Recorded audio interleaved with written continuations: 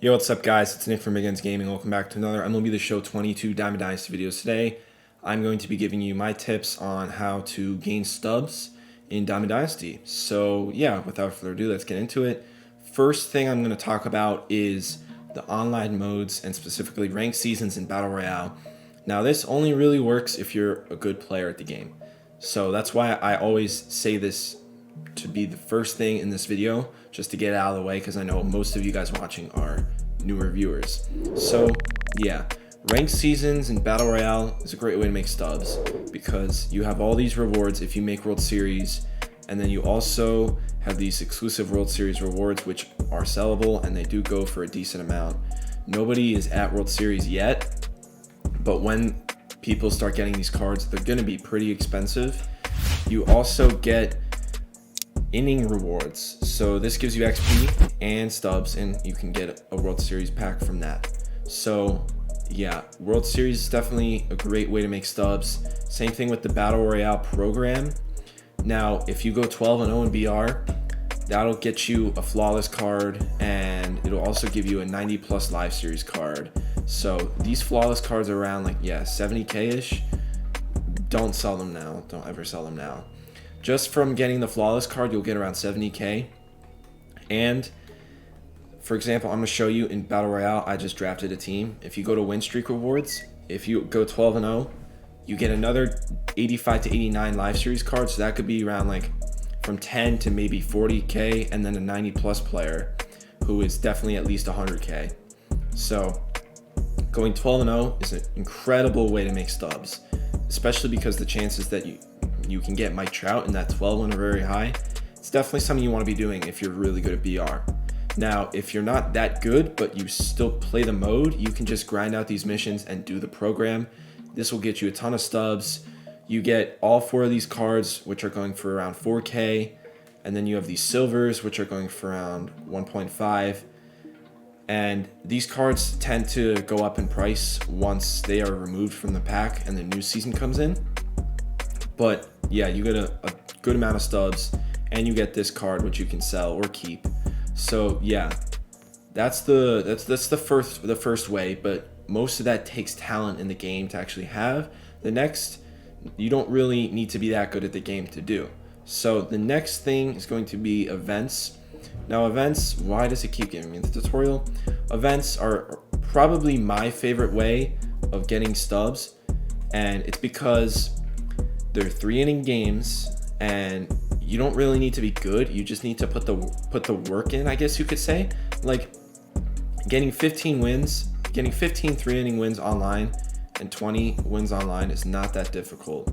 If you're not that good at the game, let's say you win half of the games you play 40 3-inning games, that'll take you a couple hours. It's really not that hard to get these rewards.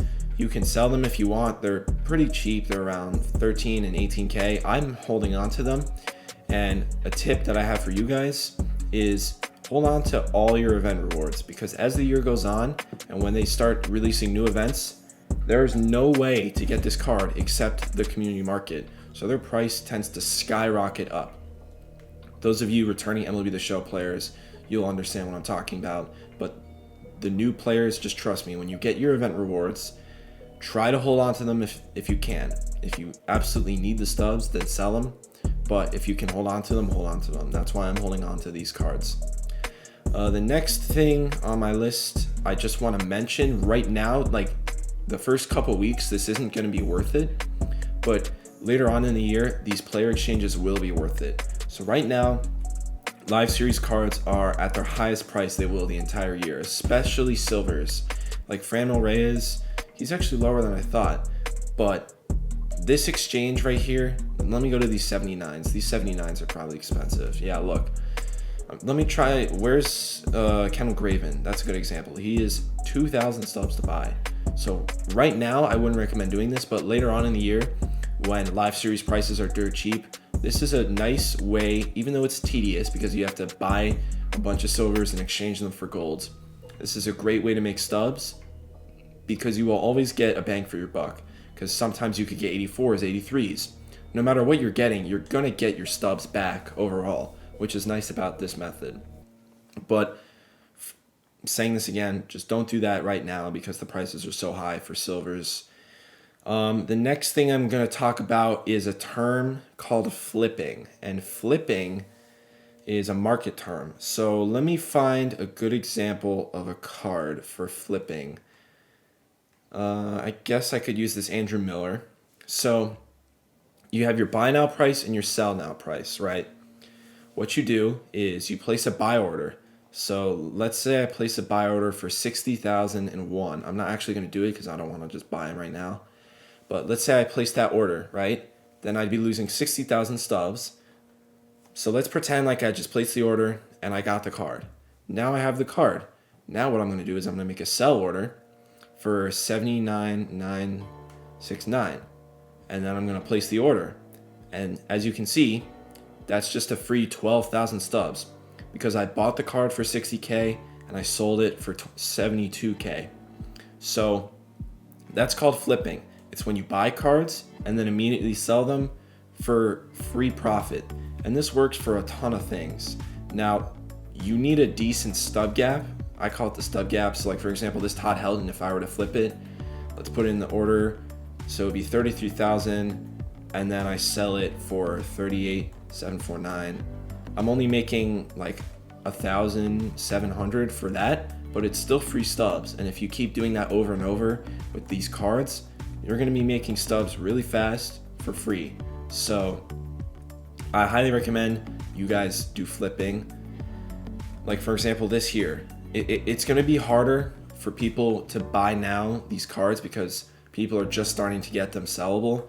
But let me go to live series and try to get an example.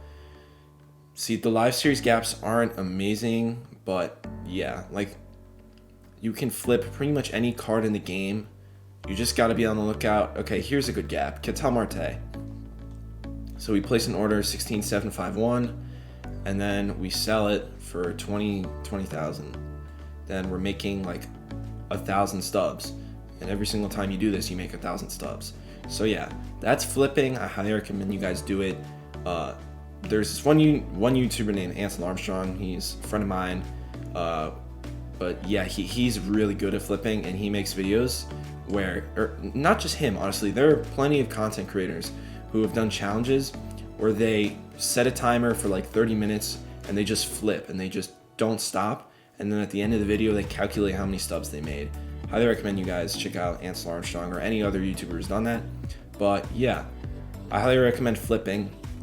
And then the last stub making method that I have for you guys is with roster updates. So if we go to this window and we go to roster update, there isn't a roster update as of now, obviously because the game just came out yesterday. But as the season goes on, the live series cards, their overalls are going to change with roster updates. So let's say Cedric Mullins isn't a good example because his price is really high. Let's say Austin Hayes, in the beginning of the game, the first couple weeks, he's hitting 700. He has 12 homers and 30 RBIs in the first 4 weeks. I'm just making this up and I'm just using this as an example. What MLB The Show is going to do is they are going to increase his attributes. And so basically what live series roster updates have to do with making stubs is that's how you invest. That's one way how you invest in this game is you invest in players who are doing well in real life and who you think could get a roster update boost. So let's say you're an Orioles fan and you notice that Trey Mancini has had an incredible start to the season and his price is pretty cheap. You go into the market, you place 100 buy orders for 550, right? So that would be 55,000 stubs that you spend on Trey Mancini's. And then let's say later on in the year he goes diamond, then you quick sell all your Trey Mancini's and that would be 500 times 5,000. So you're going to be making 250,000 stubs. I'm pretty sure I did that math right. 500 times 5,000, 5,000 times 5 is 25,000 times. Yeah, you'd be making... Okay, I think I did... No, I definitely did the math wrong, but it's hard to do in your head. But yeah, that is probably the best way to make stubs. So for example, I'm going to show you guys... Let's go to... Who did I invest in last year? I invested a ton I invested a lot into Marcus Semien. Where is Marcus Semien? I bought Marcus Semien was a silver. I bought 100 of them, and then he went all the way up to diamond, and I sold all of those Semiens, and I made probably 500,000 stubs just by investing and not even playing the game. So, yeah, when the MLB season starts on April 7th, I highly recommend you guys look out for players to invest in, and I'm going to be making videos recommending players too. So yeah, that is going to be it for this video. I hope you guys enjoyed. I've been yours, Nick from Big Guns Gaming, and I'll see you guys in the next one. Peace.